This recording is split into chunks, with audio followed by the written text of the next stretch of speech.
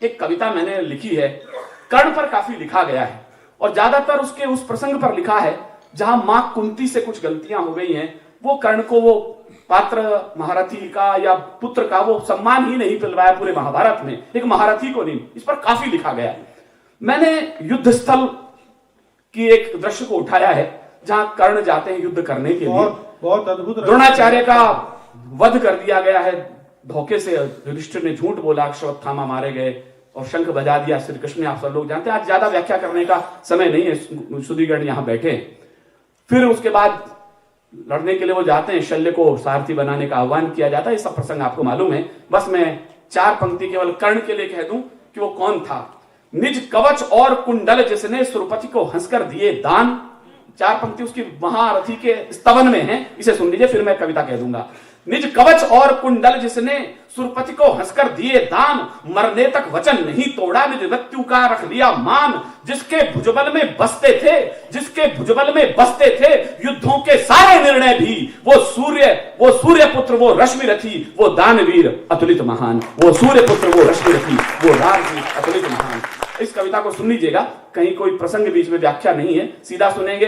बिल्कुल ताजा कविता है, इतनी कि हाथ लगाऊं तो पेंट छूटता है मेरे हाथ पर कभी, इतनी ताजा कविता है। एक बार मन दे दीजिएगा तो मुझे अच्छा लगेगा। बहुत अच्छा स्वागत भाई। रण के निर्णय मानव हित में नहीं कभी भी होते। मैं कविता शुरू कर रहा हूं।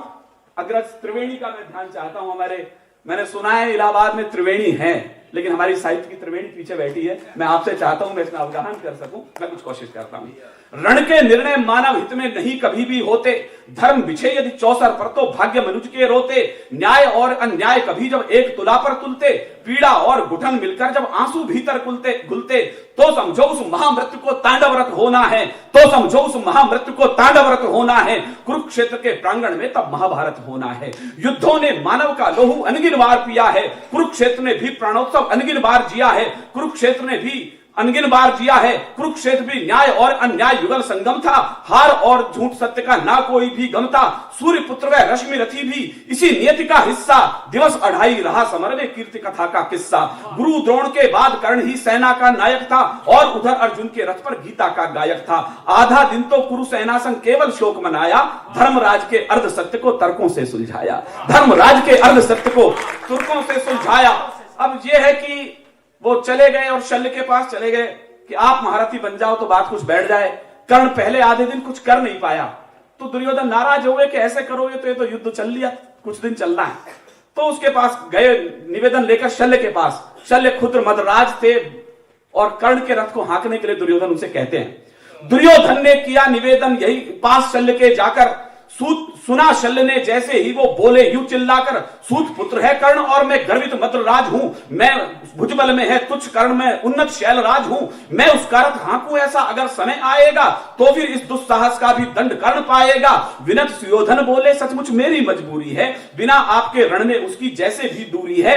केशव ने भी मित्र धर्म में अर्जुन का रथ हाँका, इसीलिए तो रण में उसका हुआ बालकब बांका। अगर आप बन गए सारथी साहस ना जीतेगा, अर्जुन का वध करके ही बस कर्ण समर जीतेगा। अनुनय और विनय के आगे सदा हारती हट हैं। मैंने एक लाइन कविता आ गई हो तो उसका आप मन चाहता हूं। अनुनय और विनय के आगे सदा हारती हट हैं, स्वीकृतियां बन गई सहजी नाना की जो रट हैं। स्वीकृतियां बन गई सहजी नाना की जो रट हैं। शल्य कर्ण के बने सारथी जो खुद महारथी थे, रणभेरी बच गई युद्ध की शस्त्रों सहित रथी थे।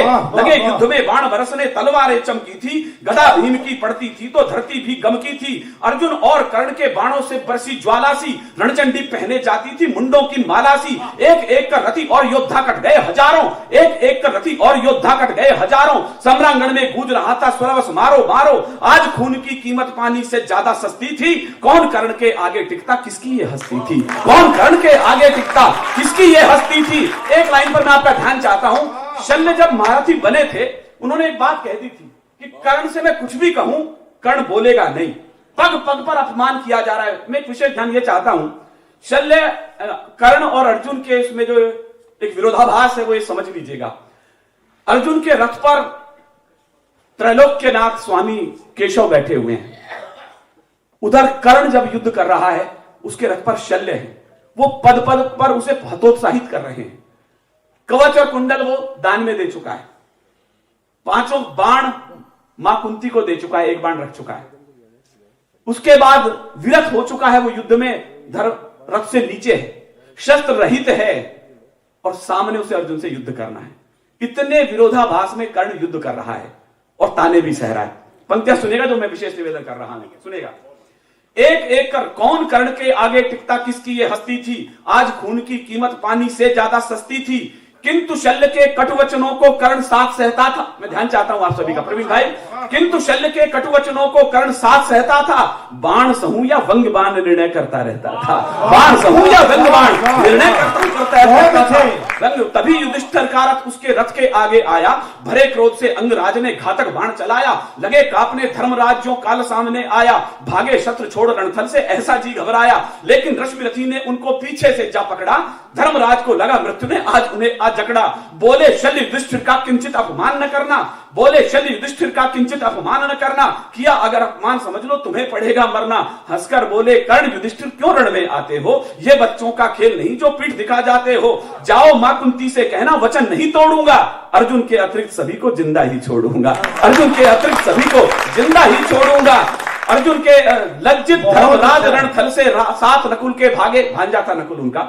अर्जुन लज्जित धर्मराज रणथल में से सात कनकुल के भागे और शल्य ले आए रथ को, तब अर्जुन के आगे बोले जितना पौरुष है सब अर्जुन को दिखलाओ। अब उसे फिर त्रस्त कर रहे हैं वो, बोले जितना पौरुष है सब अर्जुन को दिखलाओ, कितना बाहों में दमखम है वो सारा बतलाओ। कहा कर्ण ने शल्य सदा कायर बातें करते हो, रश्मिरथी के रथ पर होकर क्यों इतना डरते हो, सूर्य पुत्र को मारे ऐसा भू पर बाण कहां है। मैं फिर ध्यान चाहता हूं आपका, एक लाइन कहीं कहीं कविता आ गई है इसमें बस। सूर्य पुत्र को रण में मारे ऐसा बाण कहां है, विजय विवश हो पीछे आती चलता कर्ण जहां है, विजय विवश हो पीछे आती चलता कर्ण जहां है। आज समझ लो कुरुक्षेत्र में इतना लहू बहेगा, कर्ण और अर्जुन में से बस जीवित एक रहेगा। यही प्रतिज्ञा ले अर्जुन भी केशव संग आए थे, सूर्य पुत्र का अंत करूंगा कसम आज खाए थे। दोनों के रथ सम्मुख आए महासमर में, जिस क्षण अंबर में जुट गए देवगण युद्ध देखने तत्क्षण। कहते हैं उस समय रथ लेकर के आ गए थे हमारे सारे देवतागण। अश्वत्थामा ने दुर्योधन को तब भी समझाया, दोनों में से एक का मरना तय था आज। अश्वत्थामा दुर्योधन को समझाते हैं रण को अभी रोक लो। अश्वत्थामा ने दुर्योधन को तब भी समझाया, होंगे दुष्परिणाम युद्ध के बार बार बतलाया। बोला दोनों महावीर पर एक आज हारेगा, एक बचेगा जीवित निश्चित दूजे को मारेगा। दुर्योधन बोला लेकिन अब देर हो चुकी काफी, अब न संधि का समय बचा जो मांगे कोई माफी। अब जो होगा रण में होगा यही भाग्य का लेखा, लड़ते वीर विजय की खातिर किसने है कल देखा। केशव ने भी अर्जुन को कर सावधान समझाया, केशव ने भी अर्जुन को कर सावधान समझाया। अर्जुन ने गांडी उठाकर पहला बाण चलाया, राधा पुत्र समर कौशल में ना अर्जुन से कम था। निभा रहा था मित्र धर्म ना पाप पुण्य का गम था, क्या कौंतेय और राधा के सुत के बीच समर था। इस लाइन को फिर समझिएगा आप, जहां तक पहुंच जाए शायद मन मिले। क्या कौंतेय और राधा के बीच के सुत के बीच समर था, नहीं इधर था दूध प्रथा का लड़ता रक्त उधर था। नहीं इधर था दूध प्रथा का लड़ता रक्त उधर था। वीर कर्ण ने बाणों की कुछ ऐसी झड़ी लगा दी, रणचंडी को आज खून की जैसे प्यास जगा दी। केशव समझ गए थे रण में होगी कठिन परीक्षा, और पार्थ को लेनी होगी स्वयं काल से दीक्षा। दिव्य बाण तर्कस से दोनों योद्धा खींच रहे थे, और रक्त से सम्रांगण को अविरल सींच रहे थे। दोनों के बाणों से भू पर शीश पड़े थे कटकर, सम्रांगण भर गया समूचा था लाशों से फटकर। अर्जुन ने क्रोधित होकर के कर्ण पुत्र को मारा, वृषसेन का वध करता है वो, और कर्ण वहीं खड़े, एक पिता के सामने पुत्र का वध हो रहा है।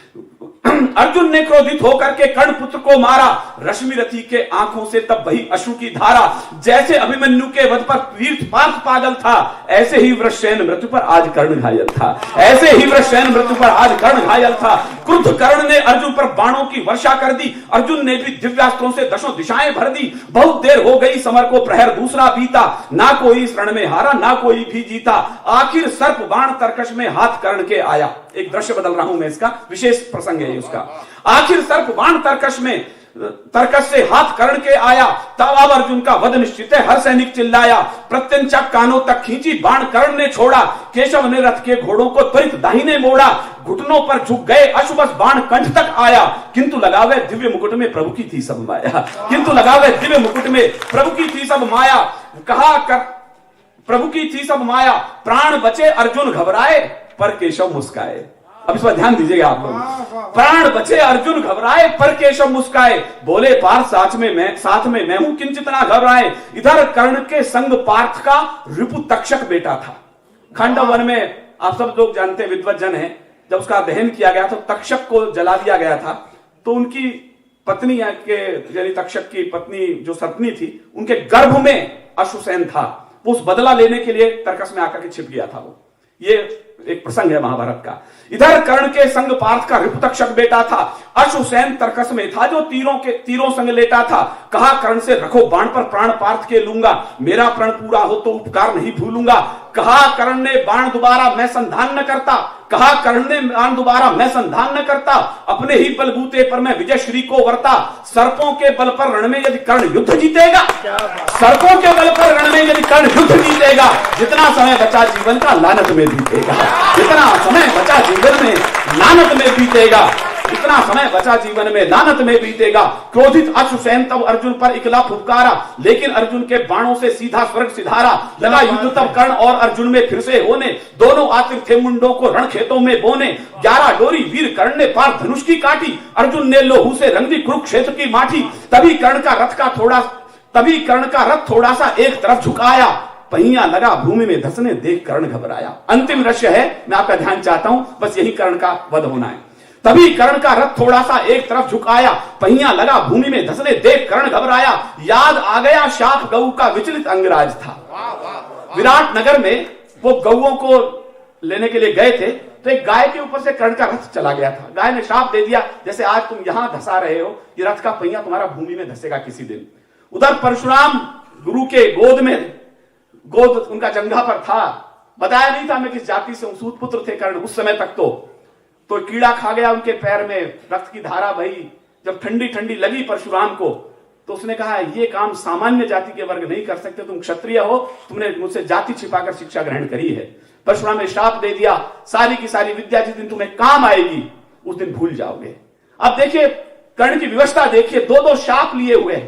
कर्ण कवच कुंडल दे चुका है, बाण दे चुका है, मां कुंती को वचन दे चुका है, रथ के नीचे खड़ा है और सामने धनुर्धारी अर्जुन खड़ा है, केशव साथ में खड़े हैं।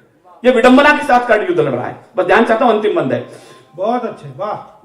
पहिया लगा भूमि में धसने देख कर्ण घबराया, याद आ गया शाप गऊ का विचलित अंगराज था। परशुराम का दिव्य अस्त्र भी विस्मित हुआ आज था।